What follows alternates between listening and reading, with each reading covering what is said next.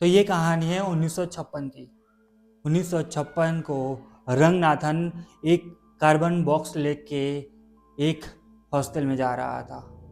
उस हॉस्टल में उनकी लड़कियां खड़ी थी और उनकी लड़कियां कपड़े अनपैक कर रही थी। रंगनाथ देख रहा था और इमोशनल हो रहा था और खुश भी था। खुश इसलिए था कि मेरी दोनों बेटियां इंडिपेंडेंट होगी, पर दुखी इसलिए था कि वो उससे दूर रहेगी। पर इस कहानी में ये दो बहनें थी ना, वो ट्विंस थी। ट्विंस मतलब एकदम कॉपी टू कॉपी। मतलब एक ऐसे दिखती है तो वो दूसरी भी सेम दिखती है वैसे ही। और मजेदार बात क्या है बताए, वो सेम दिखना इज नॉट प्रॉब्लम। सेम सोचना है, सेम खाना, सेम कपड़े पहना, सेम रंग, सेम हेयर स्टाइल करना, सब कुछ सेम। मतलब दोनों की एक ही आइडेंटिटी थी। अब रंगनाथन को ऐसा था कि मेरी दोनों बेटियां ना थोड़ी इंडिपेंडेंट हो जाए, थोड़ा खुले, दुनिया को समझे। इस दुनिया में ना सरवाइव करना मुश्किल है, तो उसने सोचा कि शायद मेरी बेटियां कुछ कर ले अपने दम पे, या या शायद दुनिया को जान ही ले। बस बस इतना सोचना था उनका। और दोनों लड़कियां का नाम था भावना और भारती। भावना और भारती ना एक मिल में जॉब करने गए थे। वो मिल थी कपड़ों की।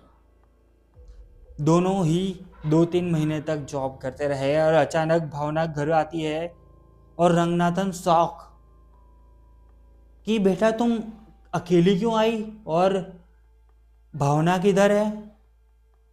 भारती ने कहा पापा मैं अब वहां जॉब नहीं करूंगी, मुझे नहीं अच्छा लगता है, वो जगह मुझे पसंद नहीं है, प्लीज मुझे यहाँ रहने दो, मुझे नहीं जाना वहां पे। हम बाप ने कहा बेटा क्या हो गया इसमें, मत जा, कोई बात नहीं, तुझे यहाँ अच्छा लगता है तो तू यहाँ रह सकती थी। पर आपको पता है ना कि भारती भावना के बिना अधूरी थी। और भावना वहां मिल में काम कर रही थी और भारती यहाँ अकेली थी। अब भारती कैसे रहती, भारती से तो रहा ही नहीं जाता ना, क्योंकि दोनों ट्विंस बहनें थी। तो भारती आ तो गई अपने पापा के घर, पर एक कमरे में बंद ना हो गई हो, एक जिंदा लाश बन चुकी थी। उसे कुछ समझ में नहीं आ रहा था उसे क्या करना है क्या नहीं करना है। उसने खाना भी छोड़ दिया था। पर जब भावना वहां आती घर पे वापस, तो भारती नॉर्मल हो जाती, पहले की तरह मुस्कुराने लगती, खाने लगती, सारी चीजें करने लगती। पर जैसे ही भावना वापस चली जाती, भारती सेम वैसी ही हो जाती, जिंदा लाश जैसी। एक दिन भावना भी आती है और भावना कहती है कि पापा मैं भी जॉब छोड़ रही हूँ, मुझे भी वहां जॉब नहीं करनी है। हर पापा खुश हो गया, पापा खुश हो गए कि चलो कोई बात नहीं, मेरी बेटियां खुश तो रहेगी, दोनों साथ में अच्छी रहेगी। और जो भारती है जो पागल हो रही है, शायद अब वो नहीं होगी, दोनों बहनें साथ में रहेगी तो अच्छा ही है। बट कहानी में बहुत बड़ा ट्विस्ट आता है। अब दोनों बहनें ना एक कमरे में बंद हो जाती है। पहले दोनों अलग अलग कमरे में सोती थी, पर अब दोनों एक ही कमरे में सोने लगी। दोनों ने खाना भी छोड़ दिया और रात को अचानक से कुछ अजीब सी आवाजें निकालती। उसके पापा धीरे से जाते और दरवाजे के पास देखते और पूछते कि बेटा कोई प्रॉब्लम तो नहीं है। और अंदर से सिर्फ इतना जवाब आता कि पापा कोई प्रॉब्लम नहीं है, आप चले जाओ। और रंगनाथन चुपचाप वापस अपने बेडरूम में आ जाता। अब ये कहानी आपको लग रही होगी कि क्या ही प्रॉब्लम है, नहीं, ये बहुत बड़ी प्रॉब्लम हो चुकी थी कि दोनों लड़कियां खाना छोड़ चुकी थी, दोनों लड़कियां सोचती भी सेम थी, दोनों लड़कियां सोचती भी सेम थी। और पता है, भारती को छींक आती ना तो भावना को भी छींक आती। भारती कुछ भूल जाती तो भावना भी भूल जाती। मतलब ऐसा था कि एक ही इंसान है, पर जिस्म अलग अलग है। दोनों के दिमाग शायद वाईफाई से कनेक्टेड थे या फिर किसी से कनेक्टेड थे, एक ही इंसान से कनेक्टेड थे। मतलब एक इंसान जो सोच रहा है वो दूसरा इंसान भी सेम वही सोच रहा है। अब आपको लग रहा होगा कि ये तो नॉर्मल है, नॉर्मल नहीं है। रंगनाथन को लग रहा था डर, क्योंकि उनकी बेटियां कुछ अजीब बिहेव कर रही थी। डर इसलिए लग रहा था क्योंकि उनकी बेटियां कहीं खो ना जाए, उनकी बेटियां पागल ना हो जाए। उनकी बेटियों ने खाना छोड़ दिया गया था और उसके पापा ने फिर सोचा कि मुझे इन बेटियों को हॉस्पिटल में दिखाना चाहिए। तो सॉरी गाइस, तो उन्होंने नागपुर के एक हॉस्पिटल में दिखाया गया। नागपुर के हॉस्पिटल में उन्हें एडमिट किया गया और वहाँ वो एकदम नॉर्मल हो चुकी थी, एकदम नॉर्मल, खाना भी खाना, सब चीज करना, मतलब बातें बातें सब नॉर्मल हो चुका था उनका। और अब अब वो जैसे ही घर आती ना, वो फिर से वैसी ही हो जाती। फिर से वो दोनों बहनें एक कमरे में बंद हो जाती, कंधे से कंधे मिला के चलती, जैसे एक ही इंसान हो, दो अलग अलग इंसान ना हो। अब प्रॉब्लम ये नहीं थी कि दोनों साथ में रह रही है, अच्छा कर रही है, नहीं। प्रॉब्लम ये थी कि दोनों ने खाना छोड़ दिया था। इतना कम खाने पे कोई कैसे जी सकता है? मतलब खाना ना के बराबर था। जैसे ही रंगनाथन प्लेट देता अपनी बेटी को खाने के लिए, अपनी बेटी प्लेट अंदर तो लेती, पर प्लेट वैसे ही वापस खाली भेज देती, बिना खाए। अब दोनों बहनें 30 साल की हो गई और ये केस बहुत ज़्यादा सीरियस हो गया था।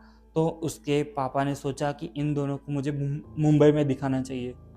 तब रंगनाथन अपनी बेटियों को मुंबई में दाखिल कर रहे हैं और वहाँ उन्होंने कहा कि ये केस ना मुझे नॉर्मल नहीं लगता। वहाँ के जो स्पेशलिस्ट डॉक्टर होंगे उन्होंने कहा कि ये केस ना मुझे नॉर्मल नहीं लगता, क्योंकि दोनों बहनें इतना अटैच कैसे हो सकती है? मतलब सब कुछ सेम नहीं हो सकता, कुछ तो अलग होगा। पर इनमें कुछ भी अलग नहीं था। तो डॉक्टर ने कहा कि इन दोनों बहनों को ना थोड़ा अलग अलग रखा जाए, दोनों को साथ में नहीं रखते। तो जैसे ही भावना और भारती को अलग किया गया, भावना और भारती को अचानक से अटैक आने लगे, हार्ट बीट दोनों की फास्ट होने लगी। जैसे ही भावना को अलग रूम में शिफ्ट किया गया और भारती को अलग रूम में शिफ्ट किया गया, दोनों की धड़कनें तेज हो गई, दोनों ही मरने जैसी हो गई थी। और अचानक डॉक्टर ने कहा कि प्लीज दोनों एक ही कमरे में ले लो, एक ही कमरे में ले लो। एंड आई जस्ट फील ये डरने वाली बात है, क्योंकि दोनों की आइडेंटिटी सेम थी, उनका कोई फ्यूचर था ही नहीं। शायद दोनों एक दूसरे से दूर हो जाए तो एक मिनट में मर जाए। अब दोनों बहनों को साथ में रख दिया गया और डॉक्टर ने रंगनाथन से कहा कि शायद कोई ऐसा संजोग बने कि दोनों में से एक मर जाए, तो एक को कैसे बचाना है वो सोचना पड़ेगा। रंगनाथन ने कहा कि हाँ सर, सोचना तो पड़ेगा कि अब मेरी दोनों बेटियों को बचा लेना, मेरी दोनों बेटियों को बचा लेना, किसी को मरने मत देना डॉक्टर साहब, प्लीज किसी को मरने मत देना। रंगनाथन कहता है कि मेरी बेटियां मेरी जिंदगी है सर। डॉक्टर ने कहा कि मैं ट्राई करता हूँ पर कुछ कह नहीं सकूँगा।